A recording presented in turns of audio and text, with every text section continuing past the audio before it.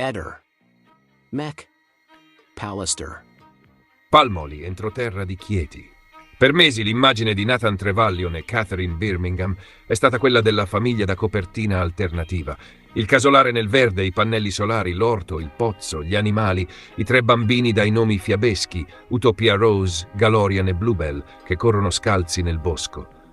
Una famiglia anglo-australiana che aveva scelto l'Italia per costruire una vita fuori dal rumore del mondo, lontano dal traffico, dagli smartphone, dalle scuole tradizionali. Una scelta radicale, certo, ma raccontata e vissuta come un sogno di decrescita felice, quasi una bolla protetta all'interno di un paese che spesso appare logoro e cinico. Nel giro di pochi mesi quel sogno è diventato un caso giudiziario internazionale e un simbolo delle contraddizioni italiane. Mentre lo Stato si muove con una rapidità impressionante per togliere i 3 bambini ai loro genitori, nelle stesse settimane in altre case, a Muggia nel Triestino e a Calimera nel Salento, 2 bambini vengono uccisi dalle loro madri dopo allarmi, segnalazioni e richieste di aiuto rimaste sospese. Lì si è aspettato fino alla tragedia. Qui, dove i bambini appaiono sorridenti nei video e nelle foto, si è scelta la strada più dura e più veloce: il collocamento in comunità e la sospensione della responsabilità genitoriale.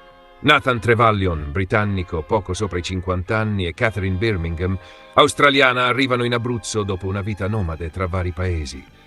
Raccontano di aver scelto i boschi di Palmoli per far crescere i figli immersi nella natura, con pochissima tecnologia e una quotidianità fatta di animali, passeggiate, legna da tagliare, cura dell'orto.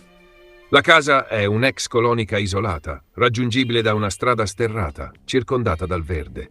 Niente allaccio alla rete idrica ed elettrica tradizionale, acqua dal pozzo, stufa a legna, pannelli solari, bagno a impatto minimo. Per loro è un laboratorio di vita sostenibile, un esperimento di autosufficienza che vogliono trasmettere ai figli. Intorno ci sono altre famiglie neorurali che hanno fatto scelte simili e che oggi faticano a riconoscere nell'etichetta di genitori pericolosi la coppia che conoscevano. Anche sul fronte dell'istruzione la famiglia percorre una strada estrema.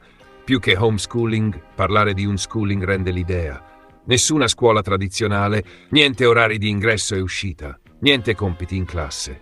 Il programma ministeriale viene formalmente seguito da casa, con l'aiuto di una docente e di materiali didattici alternativi.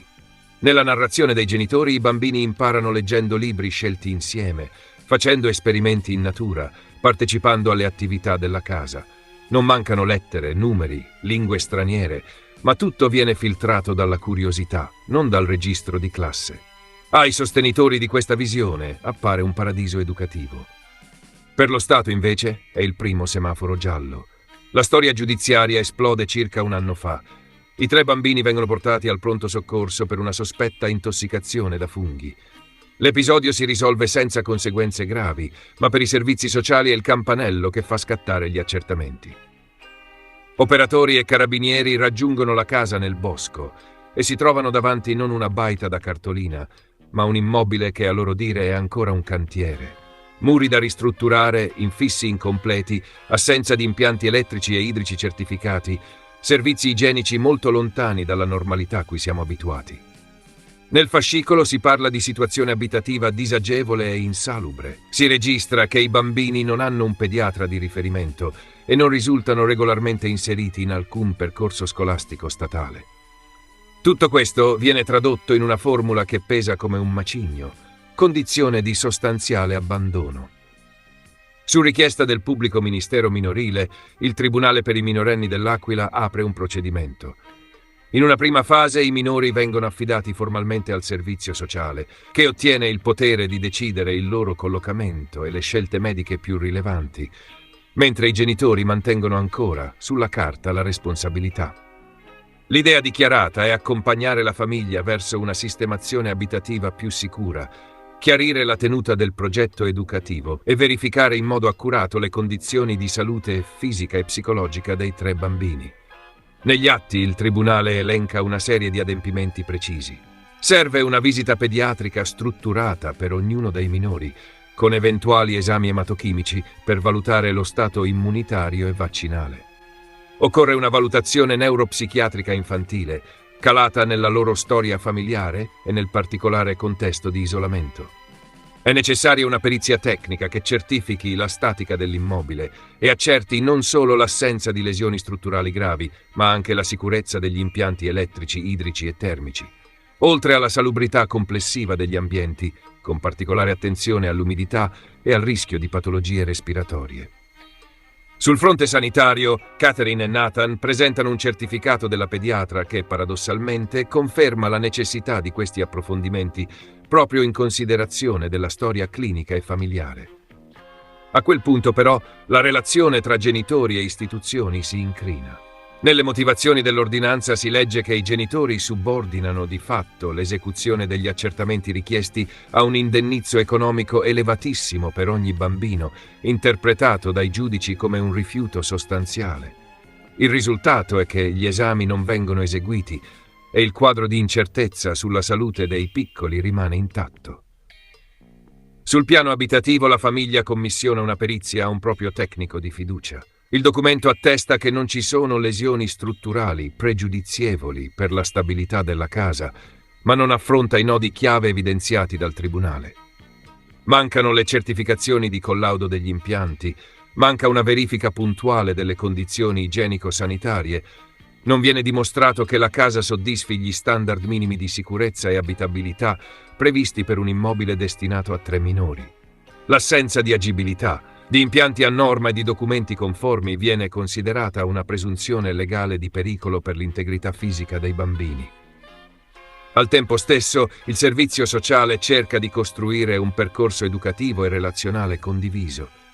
Viene proposto un accesso settimanale dell'intero nucleo familiare a un centro socio-psico-educativo comunale in cui vengono svolte attività con i bambini, laboratori per genitori, gruppi genitori-figli. L'obiettivo è rafforzare le competenze genitoriali, facilitare l'integrazione nella comunità e monitorare più da vicino lo sviluppo dei minori. Per un periodo la famiglia accetta, poi smette di partecipare. Risultato: il tentativo di mediazione si arena e il tribunale registra l'ennesimo segnale di chiusura. Un capitolo centrale riguarda l'istruzione. Nathan e Catherine esibiscono un certificato di idoneità alla classe terza per Utopia Rose, rilasciato da una scuola privata del Bresciano, prova che la bambina segue comunque un percorso didattico. Ma mancano gli adempimenti previsti dalla normativa italiana sull'istruzione parentale.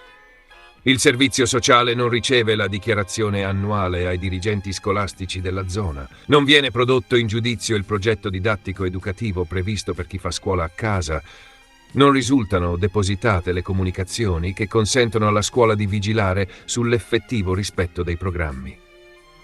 Nelle audizioni i bambini mostrano una conoscenza limitata della lingua italiana e una socialità quasi interamente ristretta alla famiglia. Il tribunale, nelle motivazioni, non limita la propria analisi a questioni di lettere e numeri. Parla espressamente di lesione del diritto alla vita di relazione del minore. Vengono richiamate le teorie di grandi studiosi dell'infanzia per spiegare che la socializzazione tra pari, il confronto con compagni e insegnanti, la capacità di affrontare i conflitti e la frustrazione in un contesto protetto sono pezzi fondamentali dello sviluppo cognitivo ed emotivo. Il messaggio di fondo è netto.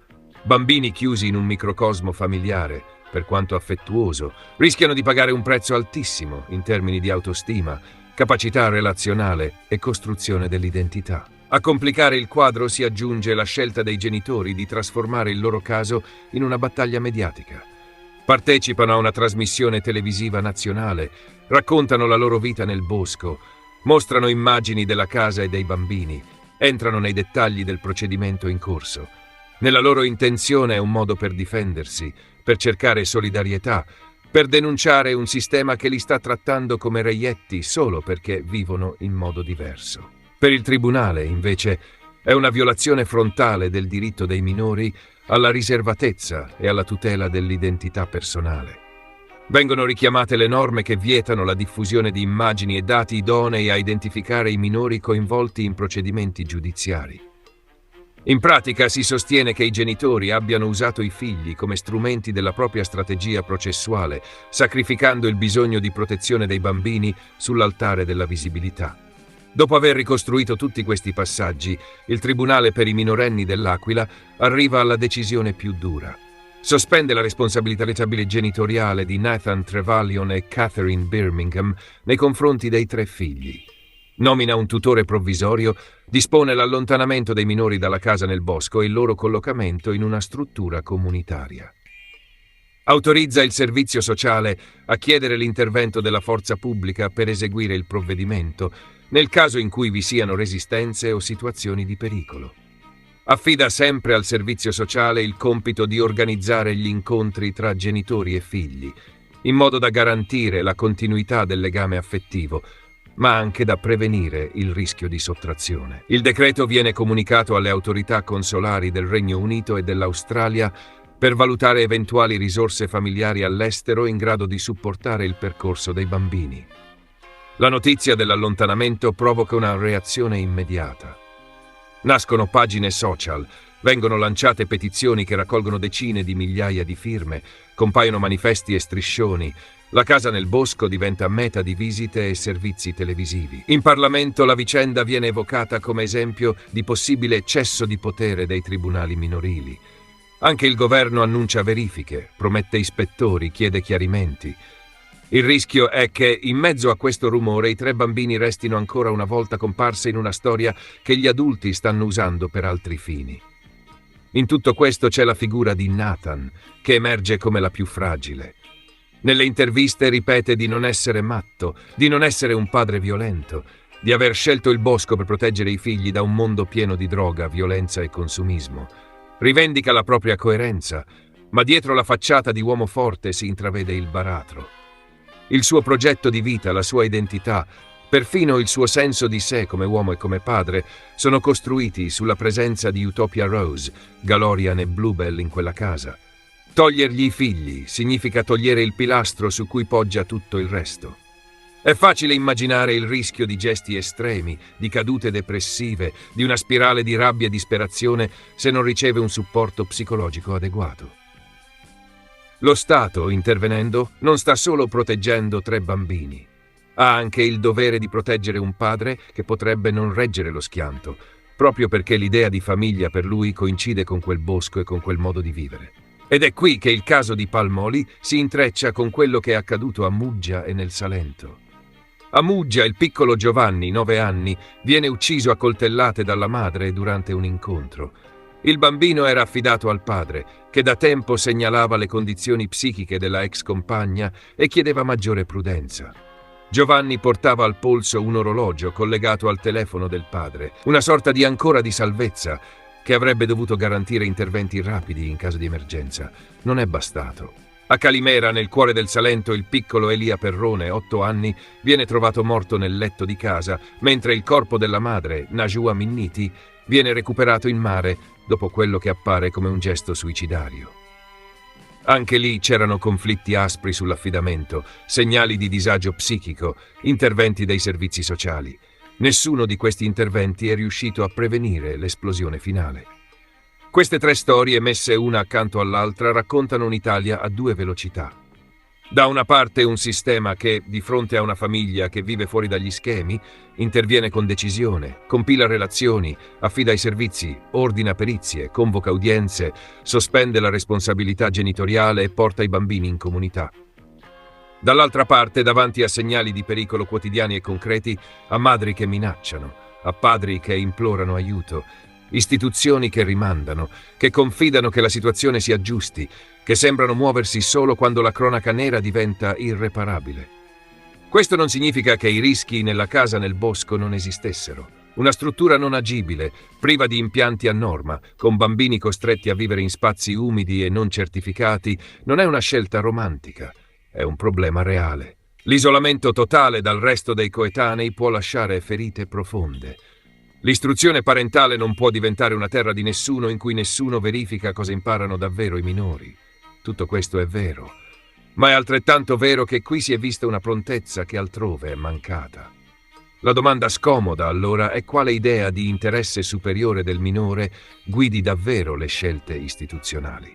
Se l'interesse del minore viene ridotto alla conformità a uno standard abitativo e burocratico, allora i figli di Nathan e Catherine oggi sono più protetti. Vivono in una comunità con riscaldamento a norma, bagni moderni, operatori qualificati. Ma il loro dolore per il distacco, la perdita del bosco, la sensazione di essere stati strappati a un mondo che sentivano loro, chi la misura? Allo stesso modo, se l'interesse del minore è solo una formula da scrivere nei provvedimenti, allora i bambini che muoiono in appartamenti ordinari, dentro famiglie che sulla carta rispettano tutte le regole, continueranno a non essere salvati. Le testimonianze di amici e vicini che hanno frequentato la casa di Palmoli parlano di bambini amati, coinvolti nelle scelte quotidiane, orgogliosi di saper riconoscere piante, tracce di animali, segni del cielo. Non si è mai parlato di botte, di umiliazioni, di violenze fisiche. Il rischio reale era altrove, nelle pareti umide, nei fili elettrici, nell'assenza di socializzazione, nella rigidità di due adulti che non hanno saputo o voluto mettersi davvero in discussione. È una situazione complicata, ambigua, lontana anni luce dagli scenari di maltrattamento brutale che spesso leggiamo. Proprio per questo avrebbe richiesto tempi e modalità di intervento più attente, un lavoro paziente di mediazione, non solo una soluzione drastica. Per Nathan, Catherine, Utopia Rose, Galorian e Bluebell, il tempo oggi scorre in modo diverso. In comunità si cerca di trasformare il trauma in routine, di costruire una nuova normalità, mentre nel bosco una casa mezza ristrutturata resta in attesa, sospesa tra passato e futuro. Lontano dai riflettori, la vera partita dovrebbe giocarsi qui. Capire se esiste un modo per rendere compatibile il desiderio di una vita più semplice, più ecologica, più lenta con i diritti dei bambini alla sicurezza, alla salute, alla socialità. Farlo richiede coraggio, creatività, disponibilità a sporcarsi le mani, molto più che firmare un decreto di allontanamento.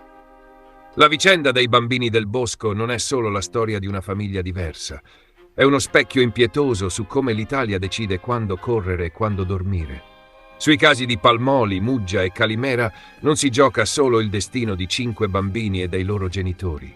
Si gioca la credibilità di uno Stato che, se vuole davvero dirsi dalla parte dei minori, deve imparare a intervenire prima dove il pericolo è mortale e a usare più misura dove ci sono famiglie imperfette, ma dove si respira comunque amore. Ehi, non dimenticare di iscriverti a questo canale.